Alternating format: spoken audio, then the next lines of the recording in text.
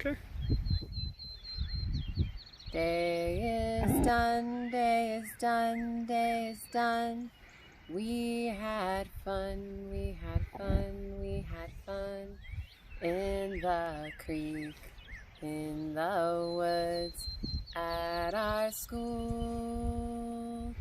All is well, all is well, all is well. See you soon, see you soon, see you soon. Love is here, love is here, love is here. Hi, seed keepers. This is our end of the week closing circle. I'm imagining all of you with me here. And I also have a special guest, Rue, who's right here with us. And since this last week curriculum talked about hens and roosters, I wanted to invite Rue and one of our chickens. We'll see if we can get one of our chickens too to join us so we can Hens. Hens, so we can compare. We'll see if we can get one of our hens to come over and join us so that we can compare the hens and the roosters and how they look. So when we talk about how the body parts compare, or what the names are for each part of the body, it's called anatomy. So we'll talk a little bit about the rooster anatomy and the hen anatomy and compare them. So first of all, I wanted you all to notice we have these bright red parts of the chicken. Can you get a nice close shot there? And up here. And the names of these, the one on the top is called the comb, and the one underneath is the wattles.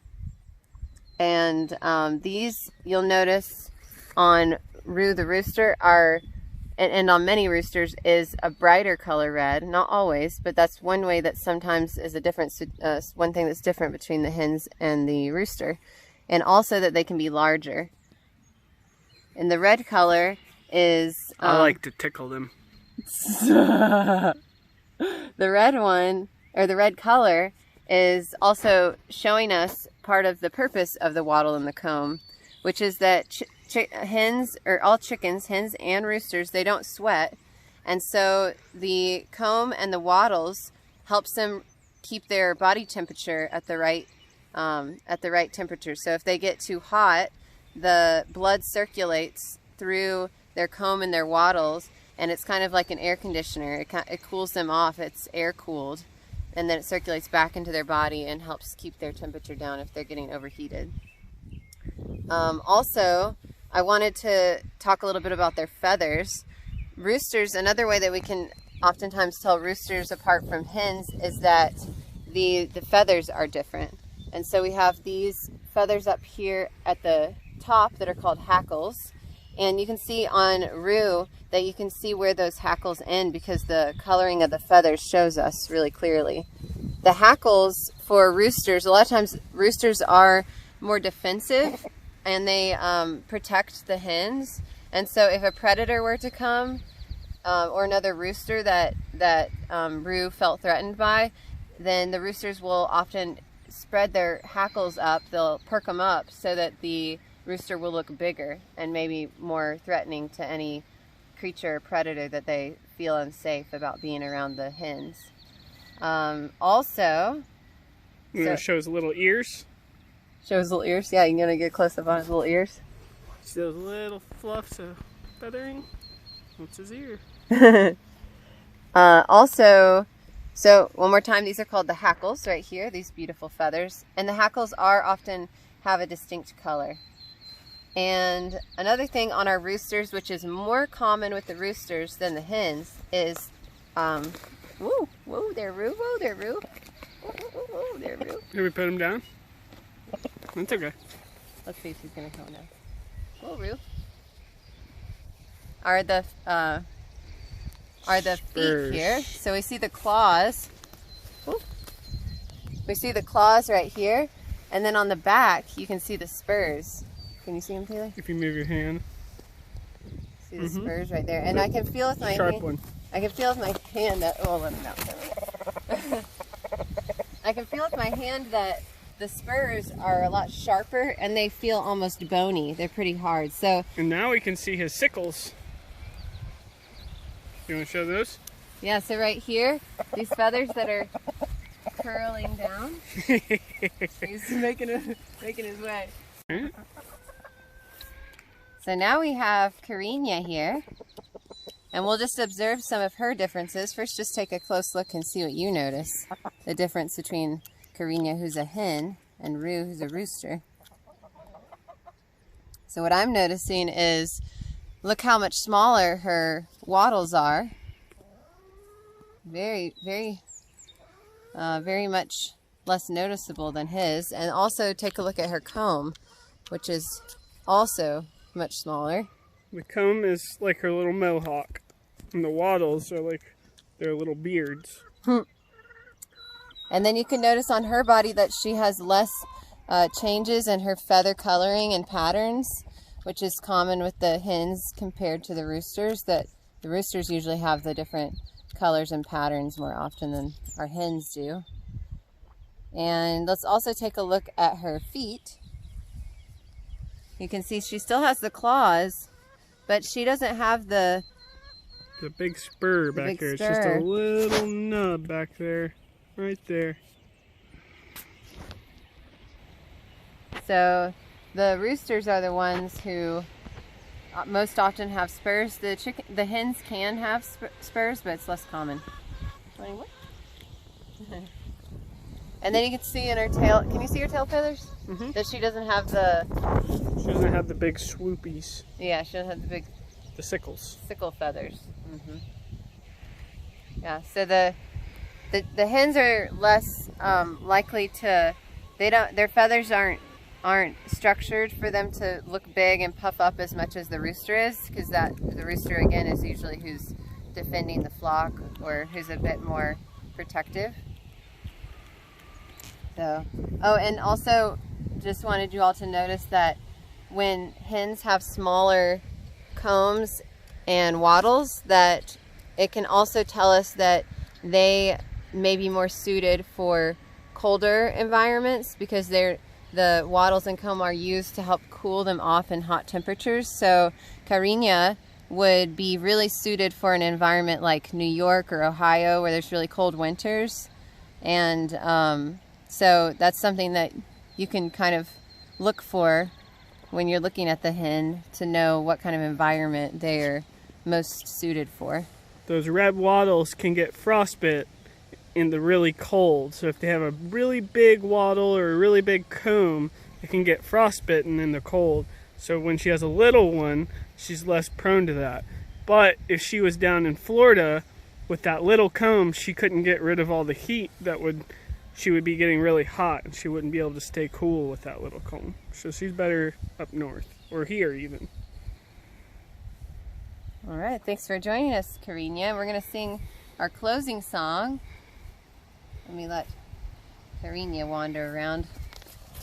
Let's see how she walks compared to Rue. See, she's not puffing her chest or standing quite as tall as Rue the rooster is. Here she goes. All right, so now, see if that'll hold my page. We're gonna do a little sketch now that we've looked up close at the rooster and chicken. So first of all, we'll do our rooster. So draw kind of what looks like an egg.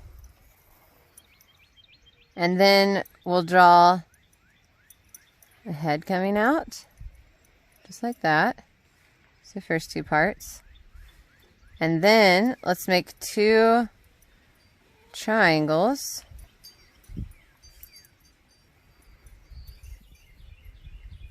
Okay, and now we're going to draw the leg.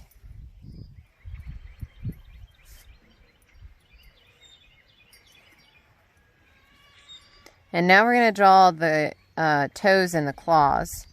So try to get 3 going this way and 1 going back. Okay. 1, 2, 3, and 1 going back. Okay, now we're just going to roughly make the shape of our tail. Okay, so that's the beginning, and we just got an outline. So now we're going to get a little more detail. We're going to do this top part. Do y'all remember what this is called? The comb. And then we're going to do our beak.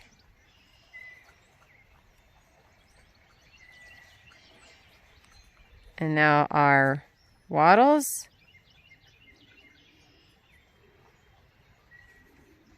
Okay, and now you can do a big circle inside and then a little circle where our eye will go. Okay, and now we're going to add a feather or a wing. I'll do 1, 2, 3. Okay. And then we're going to come back in and make our, this is our rooster. Our rooster. Okay, so we got to make our, y'all might remember Roo's tail had a bit fancier end to it. It has kind of a showy tail. So we're going to make those tail feathers at the end that curl down a bit. Do y'all remember the name? These are the sickle feathers. Okay. And then we're also going to make our main tail feathers, which just are right before the sickle feathers. And if you want, you can add in the saddle feathers down here, which point towards the tail usually.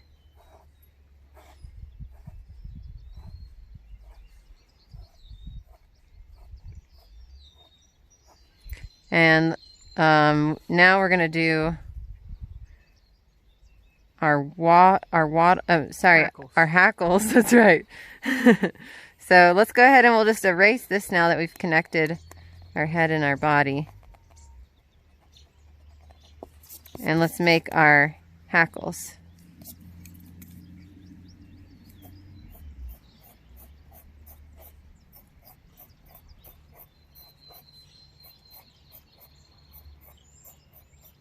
Okay. All right, so lastly, you can take your marker and just outline the lines that are on the outer part of your drawing. You can erase the ones that are not needed anymore.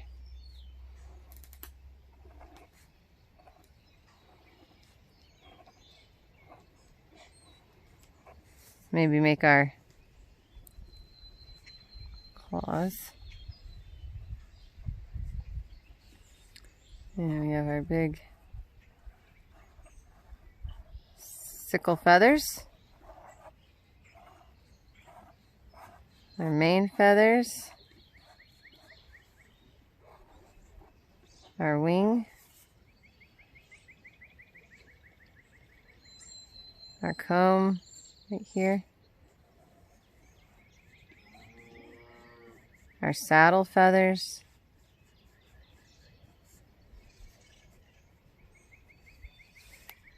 Our hackles. And remember, these are what the rooster will puff up if he's feeling threatened. And our wattles.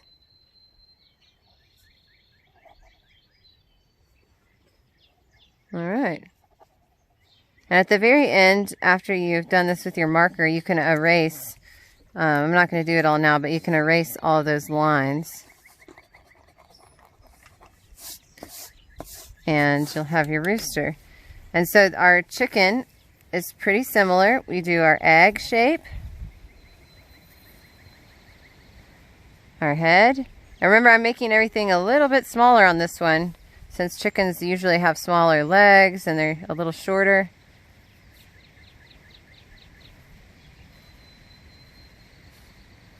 Drawing the legs, making our tail roughly here.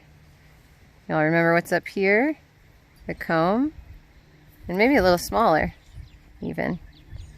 A lot of times the females, hens, have a smaller